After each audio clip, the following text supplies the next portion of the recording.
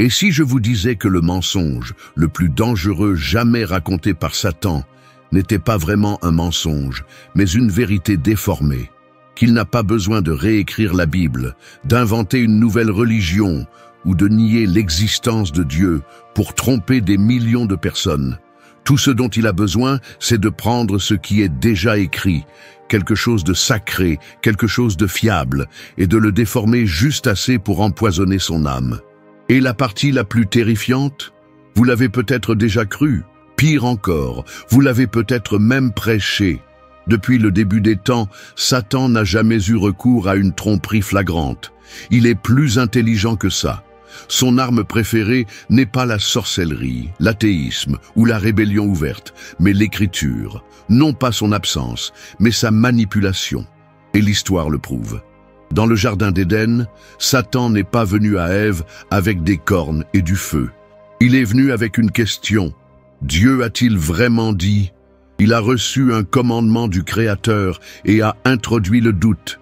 Juste un petit twist. Et ce petit rebondissement a apporté le péché, la honte, la mort et une malédiction qui affecterait toute l'humanité. Avance rapide de milliers d'années. Jésus, affamé et seul dans le désert après 40 jours de jeûne, est confronté à Satan. Et que fait l'ennemi? Il ne défie pas Jésus uniquement par la tentation. Il cite les Écritures. Oui, le diable utilise littéralement la Bible contre le Fils de Dieu. Il cite le psaume 91. Il commandera à ses anges à ton sujet. Alors, jette-toi à terre. Satan connaît le verset.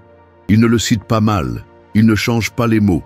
Mais il l'arrache à son contexte en déformant son objectif. Pourquoi? Essayer d'amener Jésus à agir en dehors de la volonté du Père sous le faux réconfort d'une promesse biblique. Et si Satan a eu l'audace d'utiliser la parole de Dieu pour tenter la parole vivante, Jésus lui-même, qu'est-ce qui nous fait penser qu'il n'essaiera pas la même chose avec nous? Qu'il n'utilisera pas notre confiance dans les Écritures pour nous faire lentement dévier du cap? Qu'il ne prendra pas un vers puissant qui semble sûr, familier, beau, et ne le transformera pas en un piège subtil qui nous berce dans une fausse sécurité? Voici la vérité dont personne ne veut parler. De nombreux chrétiens ne tombent pas parce qu'ils rejettent la Bible. Ils tombent parce qu'ils font confiance à une version de la Bible qui a été filtrée, dépouillée de son contexte et qui a servi de réconfort émotionnel plutôt que de vérité spirituelle. Soyons honnêtes. À quand remonte la dernière fois que vous avez entendu un sermon qui vous a mis mal à l'aise? Cela a bouleversé votre style de vie? Cela a confronté vos habitudes et vous a appelé à un véritable repentir? Trop souvent, les messages sont sélectionnés non pas pour leur pouvoir de conviction, mais pour leur capacité à attirer, à plaire, à fidéliser. Les églises, les estrades et les ministères sont remplis de personnes bien intentionnées, partageant des vers, de vrais versets, mais les présentant comme des couvertures spirituelles, douces et chaudes, couvrant des vies froides et rebelles. Et Satan adore ça, parce qu'il n'a pas besoin d'amener les gens à arrêter d'aller à l'église. Il a juste besoin qu'ils partent pour de mauvaises raisons. Il n'a pas besoin qu'ils arrêtent de lire la Bible. Il a juste besoin qu'ils le lisent avec les yeux bandés, en choisissant les parties réconfortantes et en ignorant la vérité coûteuse. Si ce message vous a ouvert les yeux et que votre cœur brûle du désir de marcher dans la vérité, non pas la moitié, mais toute la vérité, écrivez « Amen » dans les commentaires pour déclarer que vous choisissez la lumière plutôt que les ténèbres et la vérité plutôt que la tromperie. Laissez votre accord être votre premier pas vers un alignement complet avec Dieu. Voici donc la question douloureuse. Est-il possible que vous ayez mémorisé un verset, que vous l'ayez répété dans la prière, que vous l'ayez publié en ligne, que vous l'ayez même prêché, et que ce soit le verset même que Satan utilise pour vous tromper? Imaginez que vous détenez une clé en pensant qu'elle ouvre la porte de la liberté, alors qu'en réalité, c'est la clé d'une cellule de prison. C'est ainsi que fonctionne la tromperie spirituelle. Cela ne semble pas mal, ça fait du bien, cela ressemble à de la foi, cela ressemble à Dieu. Mais il manque quelque chose, et dans ce qui lui manque, il devient mortel. C'est pourquoi Satan n'attaque pas directement la parole. Il soustrait simplement le contexte. Il amplifie une partie d'un verset et en fait taire une autre. Il transforme les promesses en excuses, la grâce en licence et la foi dans la passivité. Il sait qu'une vérité partielle, lorsqu'elle est considérée comme la vérité entière, est le mensonge le plus efficace. Laissez-moi vous emmener plus profondément. Tout au long de l'histoire de l'Église, nous avons vu des doctrines entières fondées sur un seul verset, extrait de son contexte biblique. Des mouvements se sont levés, les gens ont pleuré, adoré, crié « Amen » pour des demi-vérités. Et ce n'était pas parce qu'ils étaient méchants, c'est parce qu'ils ne le savaient pas. Et c'est là le vrai danger. Pas de rébellion, mais d'ignorance. Il ne s'agit pas de haine envers la parole de Dieu, mais d'une mauvaise utilisation de celle-ci. C'est ainsi que fonctionne Satan. Et maintenant nous arrivons au cœur de cette révélation, car je ne suis pas ici seulement pour souligner le problème. Je suis là pour vous conduire à la vérité. Mais d'abord, vous devez affronter quelque chose d'inconfortable. Et si le verset auquel vous vous êtes accroché était utilisé par l'ennemi comme une berceuse spirituelle, endormant votre âme pendant que l'enfer prend tranquillement le terrain dans votre vie, ce n'est pas pour vous faire honte, c'est pour vous réveiller, parce qu'il est encore temps, encore de la grâce, toujours la vérité, mais seulement pour ceux qui veulent le voir, l'entendre et y répondre. Vous êtes sur le point de découvrir quel verset Satan a transformé en l'un de ses outils préférés dans l'Église d'aujourd'hui. Vous verrez pourquoi cela est prêché si souvent, pourquoi ça fait du bien, et pourquoi cela laisse tant de chrétiens aveugles, passifs et tragiquement non préparés. Mais avant d'y aller, demandez-vous, suis-je prêt à entendre la vérité, même si elle ébranle les fondements de ce que je croyais? Parce que si la réponse est oui, tout est sur le point de changer. Et maintenant, nous nous retrouvons face à l'une des vérités les plus terrifiantes de l'Église moderne. Il existe un verset biblique que des millions de croyants aiment, répètent et sur lequel ils construisent toute leur identité spirituelle. Mais lorsqu'il est sorti de son contexte, il devient l'un des plus grands outils de Satan. Non pas parce que le verset lui-même est mauvais, mais parce que la manière dont il est utilisé lui enlève tout son sens. Et lorsqu'un verset est incomplet dans votre cœur, votre foi le sera aussi. Il est probable que vous ayez entendu ce verset 100 fois. Vous l'avez peut-être cité pour réconforter un ami, l'avez publié sur vos réseaux sociaux, ou même l'avez prié tout au long de votre vie, les larmes aux yeux. Cela a l'air magnifique, cela semble plein d'espoir, cela ressemble au cœur même de Dieu. Mais il y a quelque chose que la plupart des gens ne réalisent pas, quelque chose de mortel, caché juste sous la surface de la familiarité. Lisons-le. Romains 8, 1. Il n'y a donc maintenant aucune condamnation pour ceux qui sont en Jésus-Christ. Ce verset est puissant, c'est réconfortant, c'est biblique. Et oui, c'est vrai à 100%. Mais c'est ici que commence la tromperie. Pour de nombreux chrétiens, c'est là que se termine le verset. Le problème est que dans de nombreuses traductions modernes, la seconde moitié de ce verset a été supprimée ou reléguée dans une note de bas de page. Mais dans les manuscrits grecs originaux et dans les anciennes versions de la Bible, comme la version KJV ou NKJV, le verset complet se lit comme suit. Il n'y a donc maintenant aucune condamnation pour ceux qui sont en Jésus-Christ, qui marchent non selon la chair, mais selon l'Esprit. L'avez-vous vu? Avez-vous ressenti ce changement? La promesse est toujours là, mais elle est désormais assortie d'une condition. Il n'y a pas de condamnation pour ceux qui sont en Jésus-Christ et qui marchent non selon la chair, mais selon l'Esprit.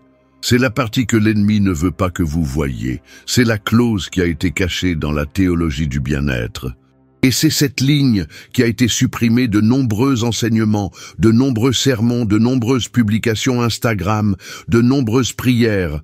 Parce qu'une fois que vous ajoutez cette fin, tout change. Du coup, ce verset n'est pas un laissez-passer. C'est un miroir. Cela ne vous réconforte pas seulement, cela vous met au défi. Cela vous oblige à vous demander, est-ce que je marche vraiment selon l'esprit ou est-ce que je vis toujours dans la chair en citant ce verset pour me sentir en sécurité? C'est pourquoi Satan utilise ce verset de manière si efficace. Il n'a pas à nier son pouvoir, il veut juste s'assurer que vous le lisez les yeux mi-clos. Pensez-y, combien de personnes avez-vous entendu dire « Je sais que je ne suis pas parfait, mais il n'y a aucune condamnation pour moi. Je suis sous la grâce. » Maintenant demandez-vous, ces gens marchent-ils dans la repentance? Cherchent-ils la sainteté? Est-ce qu'ils abandonnent quotidiennement leur vie à l'esprit? Ou utilisent-ils un verset sacré comme bouclier pour rester là où ils sont, au lieu de là où Dieu veut les emmener? Ce verset, dans sa forme partielle, devient un anesthésique spirituel. Cela engourdit la conscience. Cela réconforte sans corriger. Cela permet aux gens de vivre dans le péché avec l'illusion de la sécurité. Et voici ce qui est encore plus dangereux. Ce verset est souvent utilisé isolément, sans référence à l'ensemble du chapitre de Romains 8, qui est un enseignement profond et riche sur la différence entre la vie dans la chair et la vie dans l'esprit. Paul n'a pas écrit ce verset comme un tweet autonome. Il dirigeait l'Église de Rome à travers une vérité profonde. Ceux qui sont en Christ ont la victoire. Ils ne doivent pas rester dans le péché, mais marcher dans la liberté, la pureté et l'obéissance. Lorsque vous lisez le reste de Romains 8, vous voyez Paul avertir les croyants que l'esprit gouverné par la chair, c'est la mort. Verset 6. Et que si vous vivez selon la chair, vous mourrez. Verset 13. Il ne joue pas à des jeux, il n'adoucit pas le message. Il dit à l'Église, votre position en Christ doit se refléter dans votre marche. La grâce n'est pas une faille, c'est une invitation à la transformation. Et pourtant, combien de sermons avez-vous entendus qui s'arrêtent à Romains 8, 1, première moitié seulement? Combien de croyants construisent leur théologie autour de l'idée de non-condamnation, sans jamais examiner leur façon de vivre? La raison pour laquelle cela est important est que la vérité, lorsqu'elle est déformée, devient un mensonge aux conséquences éternelles. Satan n'a pas besoin que vous rejetiez la Bible. Il a juste besoin que vous l'appliquiez mal. Et c'est exactement ce que ce verset est devenu pour beaucoup. Une justification sans sanctification, une déclaration sans alignement. Dieu vous a-t-il parlé à travers ce message? Alors ne restez pas silencieux. Écrivez « Amen » ci-dessous comme réponse publique, pas seulement à moi, mais à lui. Faites savoir au monde que vous choisissez de marcher selon l'esprit et non selon la chair. Faites voir à l'ennemi que vous n'êtes plus trompé. Ce n'est pas un appel à rejeter Romains 8, 1. Non, c'est un appel à le récupérer, pour lui redonner toute sa splendeur et tout son sens, parce que le véritable pouvoir de ce verset ne réside pas dans le réconfort des chrétiens tièdes, mais dans le fait de rappeler aux croyants abandonnés qu'ils sont libres de toute condamnation, non pas parce qu'ils ont simplement dit une prière une fois, mais parce qu'ils marchent désormais quotidiennement sous la direction du Saint-Esprit. Et cela nous amène à une réalité qui donne à réfléchir. Si vous citez ce verset alors que vous vivez encore dans la chair, cela ne vous protège pas, mais vous trompe. Et l'ennemi sourit à chaque fois que vous le faites. Alors que se passe-t-il ensuite? Comment se libérer de cette tromperie? Comment pouvons-nous nous assurer que nous ne sommes pas manipulés spirituellement par notre propre incompréhension de la parole? Dans la partie suivante, nous approfondirons les conséquences concrètes de cette utilisation abusive.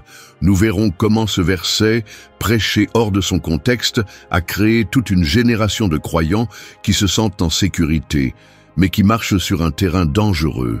Et nous commencerons à poser la question la plus importante de toutes. Suis-je vraiment en Christ ou est-ce que je viens de le citer? Maintenant que nous avons exposé comment un verset puissant comme Romains 8, 1 peut être subtilement transformé en piège, nous devons parler des conséquences réelles de cette tromperie. Parce qu'il ne s'agit pas seulement de théologie ou d'études bibliques, il s'agit d'éternité. Il s'agit de la façon dont un verset mal compris a discrètement conduit des millions de chrétiens vers un style de vie qui semble spirituel, mais qui est dangereusement déconnecté de Dieu. Parlons des fruits. Jésus a dit clairement dans Matthieu 7, 16, « Vous les reconnaîtrez à leurs fruits ». Ce n'était pas une suggestion, c'était une loi spirituelle. Mais que se passe-t-il lorsque les croyants s'accrochent à la promesse de non-condamnation, tout en vivant d'une manière qui ne porte aucune preuve de transformation? Que se passe-t-il lorsque les gens disent qu'ils sont sauvés, mais ne montrent aucune fin de Dieu, aucune repentance, aucune sainteté, aucun désir de justice? C'est ce qui se passe aujourd'hui dans les églises du monde entier. Parce que lorsque ce verset est utilisé à mauvais escient, lorsqu'il est prêché comme un laissez-passer plutôt que comme un appel à l'alignement spirituel, il produit des chrétiens émotionnellement réconfortés mais spirituellement endormis. Ils connaissent les mots, ils assistent au service, ils peuvent même pleurer pendant le culte. Mais leur cœur reste ininterrompu, inflexible et insensible à la véritable présence de Dieu. Allons plus loin. Imaginez quelqu'un qui va chez le médecin avec une infection mortelle. Le médecin rédige une ordonnance et explique l'importance de prendre la dose complète. Mais au lieu de cela, le patient ne prend que le premier comprimé, parce que cela lui a permis de se sentir mieux, puis arrête. Ils s'en vont, convaincus d'être guéris, car la douleur a disparu temporairement. Mais au fond, l'infection continue de croître. C'est exactement ce qui se passe spirituellement. Le verset procure un soulagement émotionnel. Les gens disent « Je ne suis plus condamné » et ils s'arrêtent là. Ils ne continuent pas la prescription. Ils ne recherchent pas l'esprit. Ils ne laissent pas la parole les purifier, ni le feu de Dieu les affiner. Ils se sentent mieux, mais ils ne vont pas mieux. L'infection du péché demeure. Et peu à peu, sans qu'ils s'en rendent compte, leur cœur s'engourdit. Vous le voyez dans leur vie quotidienne, ils ne prient que s'ils sont en difficulté. Ils ne lisent pas les Écritures, à moins que ce ne soit un verset du jour. Ils justifient leur colère, leur convoitise, leur manque de pardon parce qu'après tout, il n'y a pas de condamnation. Ils vivent dans des cycles de péché, de dépendance, d'amertume et de compromis, tout en citant un verset qui n'a jamais été destiné à excuser aucune de ces choses. Et Satan adore ça. Car quelle meilleure tromperie que celle où le prisonnier se croit libre. Permettez-moi d'être tout à fait honnête. Aucune condamnation ne signifie pas aucune condamnation. Le Saint-Esprit continue de convaincre. Il corrige toujours. Il nous appelle encore à nous repentir, à grandir, à changer. Si vous ne vous sentez jamais convaincu par le péché, vous ne marchez pas dans la liberté, vous marchez dans la tromperie. C'est la destruction silencieuse que ce verset a provoquée lorsqu'il est séparé de sa pleine vérité. Cela a créé une génération de croyants qui ont la grâce sans croissance, le pardon sans fruit et la liberté sans feu. Ils revendiquent Christ, mais ne lui ressemblent en rien. Ils aiment ses promesses, mais évitent ses commandements. Et lorsque vous leur faites face, ils citent Romains 8, 1 comme un bouclier. Ne me jugez pas, il n'y a pas de condamnation. Mais voici la question que personne ne veut poser. S'il n'y a pas de fruit, pas de repentance, pas de sainteté, alors êtes-vous vraiment en Christ? Parce que la promesse ne s'adresse pas à tous ceux qui la citent. C'est pour ceux qui sont en Jésus-Christ et marchent selon l'Esprit. Il y a une grande différence entre être autour de Christ et être en Christ, entre aller à l'église et être transformé par sa présence, entre dire les bons mots et vivre une vie abandonnée. Le verset n'est pas un sortilège, c'est une promesse d'alliance, et chaque alliance s'accompagne de responsabilités. Certaines des histoires les plus déchirantes viennent de personnes qui ont autrefois brûlé pour Dieu, qui ont eu de véritables rencontres, qui étaient passionnées dans leur foi, mais qui à un moment donné se sont mises à l'aise. Ils ont commencé à s'appuyer sur un seul verset pour faire tout le travail. Ils ont arrêté de chercher. Ils ont arrêté de changer. Ils ont arrêté d'écouter, et peu à peu leur feu s'est éteint. Mais ils ne s'en rendèrent pas compte, car ils citaient toujours le même verset. Si vous avez l'impression que votre vie spirituelle est au point mort, si vous êtes coincé dans des cycles, si vous avez perdu votre faim de Dieu, c'est peut-être pour cela.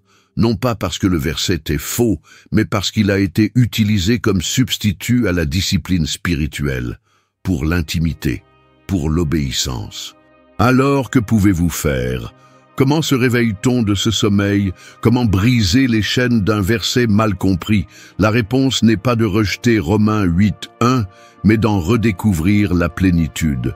Il faut le lire avec respect, pas seulement en le rassurant.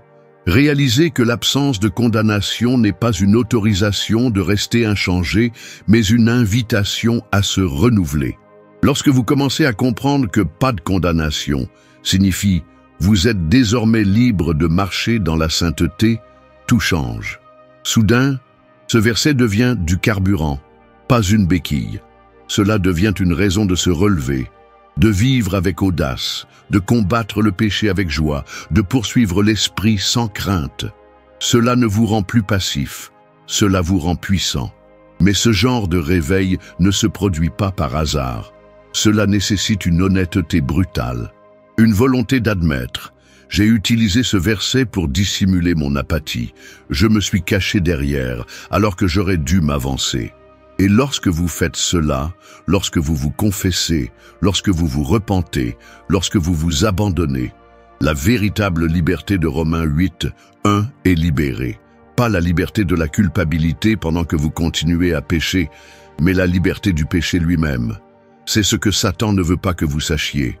Et maintenant que vos yeux s'ouvrent, la prochaine étape est cruciale, parce que dans la partie suivante, nous découvrirons pourquoi ce verset particulier, parmi tous les versets de l'Écriture, est devenu le favori de l'ennemi. Pourquoi il l'a ciblé à travers des traductions, des sermons et le christianisme culturel. Pourquoi il veut le garder sur tes lèvres, mais hors de ton cœur. Et une fois que vous aurez compris cela, vous serez équipés pour reprendre votre foi, votre feu et votre avenir. Nous devons maintenant poser une question qui va plus loin qu'une application personnelle. Une question qui examine le champ de bataille au-delà de notre propre cœur. Pourquoi ce verset spécifique, Romains 8, 1, a-t-il été si ciblé, déformé et utilisé comme arme par l'ennemi pendant si longtemps? Pourquoi Satan a-t-il choisi celui-ci pour y planter son piège le plus subtil? La réponse réside dans la puissance de ce verset lorsqu'il est compris correctement et dans la mesure où il devient dangereux lorsqu'il est mal compris. Romains 8, 1 est une déclaration d'identité spirituelle, une pierre angulaire pour les croyants qui vivent par l'Esprit. Il annonce que ceux qui sont véritablement en Christ, marchant dans l'abandon et l'obéissance, ne sont plus sous le poids de la culpabilité et de la honte. C'est un cri de bataille de libération pour celui qui est mort au péché et ressuscité avec Christ. Mais lorsque vous supprimez l'appel à marcher selon l'Esprit, cela devient un slogan dangereux, assurant faussement un salut sans transformation. Satan connaît la puissance de ce verset mieux que la plupart des chrétiens. Il sait ce que cela signifie réellement. Et il sait que si les croyants le vivaient pleinement, ils deviendraient invincibles. C'est pourquoi sa stratégie n'est pas de faire taire le verset, mais de le redéfinir. Cette tactique n'est pas nouvelle. Tout au long de l'histoire, l'ennemi a toujours cherché à déformer ce que Dieu déclare saint. Il ne crée pas de fausses religions à partir de rien. Il prend des morceaux de vérité et les transforme en mensonges convaincants. C'est ainsi que naissent les sectes. C'est ainsi que les hérésies se propagent. C'est ainsi que les églises s'effondrent de l'intérieur. En ce qui concerne Romains 8, 1, la stratégie de Satan a été méthodique. Premièrement, par des changements de traduction, où la seconde moitié du verset a été omise dans plusieurs versions modernes. Cela peut paraître petit, mais spirituellement, c'est monumental. Supprimer, qui marche, non selon la chair, mais selon l'esprit, change tout le sens du verset. Il faut un appel à marcher dans la sainteté et le transforme en une déclaration générale pour tous ceux qui disent beau simplement « je crois ». Deuxièmement, il a infiltré la culture chrétienne avec l'idée que la grâce signifie l'exemption de responsabilité. L'évangile moderne, dans de nombreux endroits, ne consiste plus à mourir à soi, mais à s'autonomiser. Il ne s'agit plus de « prends ta croix et suis-moi », mais de « Dieu veut que tu te sentes bien dans ta peau ». Les messages de brisement, de repentance et de sainteté sont qualifiés de religieux ou de légalistes. Et à leur place, nous obtenons une spiritualité aseptisée, des discours de motivation avec des versets bibliques parsemés. Dans cette atmosphère, Romains 8, 1 devient l'outil parfait. Il est cité hors contexte pour affirmer aux gens exactement où ils se trouvent. aucun appel à la capitulation, aucune condamnation, juste du réconfort. Il apaise la conscience tout en permettant à la chair de garder le contrôle. Et ça marche, parce que ça semble biblique. Parce que c'est biblique, mais seulement lorsqu'il est présenté dans son intégralité. C'est ainsi que fonctionne Satan, non pas avec des mensonges complets, mais avec des demi-vérités délivrées avec confiance.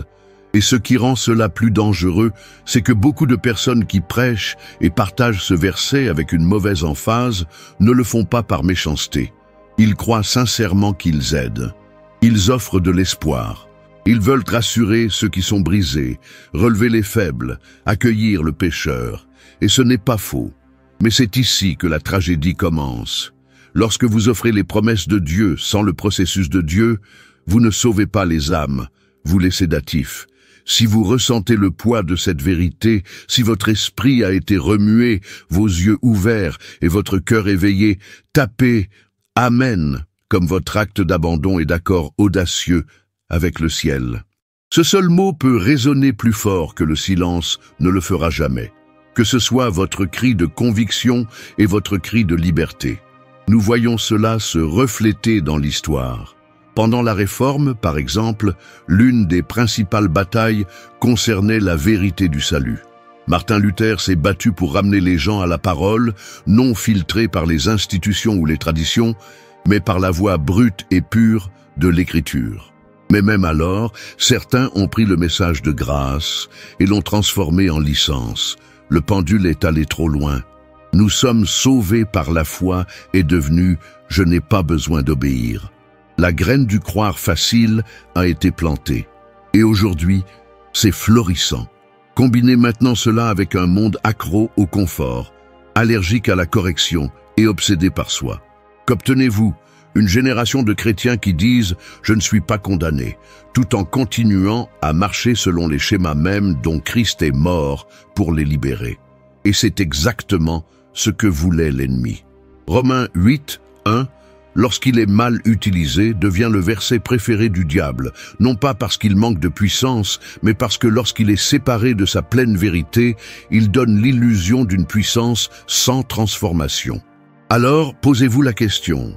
Que se passe-t-il lorsque des églises construisent des doctrines entières autour d'un verset qui a été tronqué, adouci et dépouillé de ses exigences?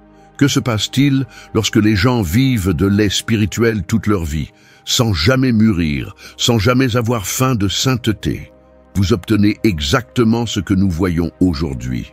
Une église qui semble vivante, mais qui est spirituellement endormie. Un corps rempli de gens qui peuvent citer les Écritures, mais ne peuvent pas discerner les esprits.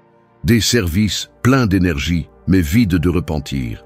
Un culte qui élève les mains, mais pas les cœurs. Et Satan est content, non pas parce que l'Église a arrêté de prêcher la Bible, mais parce qu'elle a commencé à la prêcher par morceaux. Mais voici le tournant. Maintenant que la tromperie a été révélée, vous n'êtes plus impuissant. Vous n'êtes plus dans le noir. Vous pouvez voir ce qui se passe. On sent la conviction s'éveiller. Ce n'est pas de la culpabilité, c'est de la miséricorde. Ce n'est pas une condamnation, c'est un appel au réveil. Dans la partie suivante, nous ne nous contenterons pas seulement de lutter contre les abus, mais nous vous équiperons pour marcher dans toute la puissance de Romains 8, 1. Non pas seulement comme un verset de réconfort émotionnel, mais comme une déclaration de véritable liberté spirituelle. Celle qui exige la mort de la chair, l'obéissance à l'esprit et une vie marquée par le feu sacré. Parce que ce n'est que lorsque vous récupérerez la vérité complète que vous pourrez récupérer la vie que Dieu a prévu que vous viviez. Vous vous demandez peut-être pourquoi tout cela est si important. Pourquoi est-il important qu'une seule phrase manque dans un verset? Pourquoi une telle intensité sur le contexte, sur quelques mots que certaines versions incluent et d'autres non? Parce que Satan n'essaie pas de vous retirer la Bible des mains, il essaie d'en retirer le pouvoir de votre cœur. Et il le fait en prenant juste assez de vérité pour paraître juste, mais pas assez pour sauver votre âme. C'est pourquoi cette bataille autour de Romains 8, 1 est plus qu'une simple discussion théologique. C'est une guerre pour votre identité, votre pureté, votre destin et votre éternité. Vous voyez, L'ennemi sait quelque chose que la plupart des croyants ne réalisent pas. Lorsque l'Écriture est citée sans contexte, elle perd de sa précision. Et la parole de Dieu n'est pas seulement de la poésie ou de la philosophie, c'est une arme. Hébreux 4:12 dit que la parole est vivante et active, plus tranchante qu'une épée à 2 tranchants. Mais que se passe-t-il lorsque la lame est émoussée? Que se passe-t-il lorsque nous citons la parole, non pas pour combattre le péché, mais pour le défendre? Cela ne dérange pas Satan si vous lisez votre Bible. Il espère simplement que vous la comprendrez mal. Il n'a pas peur des chrétiens qui publient des versets en ligne. Il a peur de ceux qui marchent avec toute la puissance que ces versets étaient censés libérer. Rendons cela réel. Parlons de ce qui se passe dans la vie d'un croyant qui s'appuie sur Romains 8:1, mais en ignore toute la signification. Quand aucune condamnation devient une licence, la conviction disparaît. Le repentir s'estompe. La sainteté semble facultative. Il n'y a aucune urgence de s'attaquer au péché caché, car on croit que Dieu comprend. Vous pouvez garder votre amertume, vos commérages, votre dépendance secrète, car après tout, il n'y a pas de condamnation pour ceux qui sont en Christ. Mais ce n'est pas ce que Paul écrivait dans Romains. Il ne s'agissait pas d'une déclaration générale destinée à réconforter les paresseux ou les tièdes. C'était une déclaration de liberté pour ceux qui marchent véritablement selon l'Esprit, ceux qui ont abandonné leur chair, crucifié leurs péchés et choisi de vivre quotidiennement sous la direction du Saint-Esprit. L'Évangile n'a jamais consisté à dire une prière une seule fois et à vivre ensuite comme bon vous semble. Jésus n'est pas mort pour que vous puissiez vous sentir à l'aise dans votre chagrin. Il est mort pour vous en libérer. Et c'est là toute la puissance de Romains 8:1. Pas un vers pour justifier une promenade décontractée, mais un cri de guerre pour une vie victorieuse. Paul ne dit pas « Vous êtes libre de toute culpabilité, quoi qu'il arrive ». Il dit « Vous avez reçu le pouvoir de vivre sans péché ». Et dans cette liberté, il n'y a aucune condamnation. La tragédie d'aujourd'hui est qu'une grande partie du christianisme moderne a construit son message autour d'une version réconfortante de cette vérité. Une version qui supprime le coût du discipolat. Une version qui donne la priorité à la sécurité émotionnelle plutôt qu'à l'intégrité spirituelle. Et à cause de cela, nous avons maintenant une culture d'église qui est lourde de grâce, mais légère en abandon. Une génération qui veut du réconfort sans conviction, victoire sans bataille, salut sans sacrifice. Mais voici le moment du réveil. Vous n'êtes pas obligé de rester piégé dans ce système. Vous n'êtes pas obligé de vous contenter d'un évangile édulcoré. Vous n'êtes pas obligé de continuer à citer des versets que vous ne comprenez pas complètement ou que vous ne vivez pas. Vous pouvez récupérer le vrai sens de Romains 8:1. Vous pouvez marcher selon l'Esprit. Vous pouvez vivre dans la plénitude de ce pourquoi Jésus a payé. Parce que ce verset, lorsqu'il est adopté avec humilité et faim, a le pouvoir de tout changer. Ce n'est pas seulement une promesse de miséricorde, c'est une invitation à la transformation. Il ne s'agit pas seulement d'être pardonné, il s'agit de devenir quelqu'un de nouveau. Il ne s'agit pas de dire « je ne suis pas condamné ». Il s'agit de s'élever dans l'esprit et de dire « je ne suis plus un esclave ». Alors à quoi ça ressemble ? Cela ressemble à un abandon quotidien. C'est comme demander au Saint-Esprit d'examiner votre cœur, comme abandonner les péchés secrets, l'orgueil caché, l'amertume tranquille. Cela revient à obéir à Dieu quand c'est difficile, à l'honorer quand personne ne nous regarde et à l'aimer plus que votre confort. C'est comme vivre avec le feu de quelqu'un qui a vraiment été libéré. Parce que se libérer de la condamnation n'est pas le but final, c'est le début. C'est la ligne de départ d'une vie pleinement abandonnée, profondément transformée et radicalement obéissante. Et c'est le genre de vie que le diable craint. C'est pourquoi il a ciblé ce verset. C'est pourquoi il a essayé de l'émousser, de le déformer, de le disséquer. Parce qu'il sait que si jamais vous comprenez ce que cela signifie réellement, vous marcherez avec autorité et non avec anxiété. Vous vaincrez le péché sans le câliner. Vous vivrez éveillé sans vous tromper. Et maintenant, tu sais, vous avez vu la stratégie.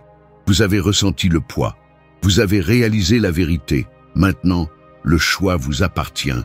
Allez-vous continuer à utiliser ce verset comme un bouclier pour rester le même? Ou allez-vous la récupérer comme l'épée qu'elle a toujours été censée être?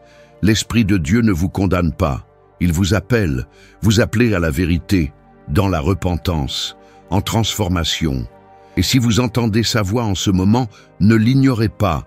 Que ce soit le moment où tout change, que ce soit le moment où tu dis « Seigneur, je n'utiliserai plus ta parole à mauvais escient, je vivrai selon elle ».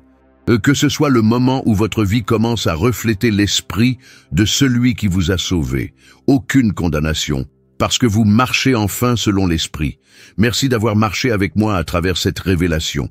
Si ce message vous a ouvert les yeux, si vous sentez que Dieu remue quelque chose au plus profond de votre cœur, je vous encourage à le partager avec quelqu'un que vous aimez. Ne gardez pas cette vérité pour vous. Un de vos proches vit peut-être dans la même tromperie, répétant le même verset, ignorant le piège. Et vous pourriez être la voix qui les aidera à se libérer. Que Dieu vous bénisse. Et rappelez-vous, la vérité, lorsqu'elle est pleinement acceptée, non seulement vous protégera, elle vous donnera également du pouvoir.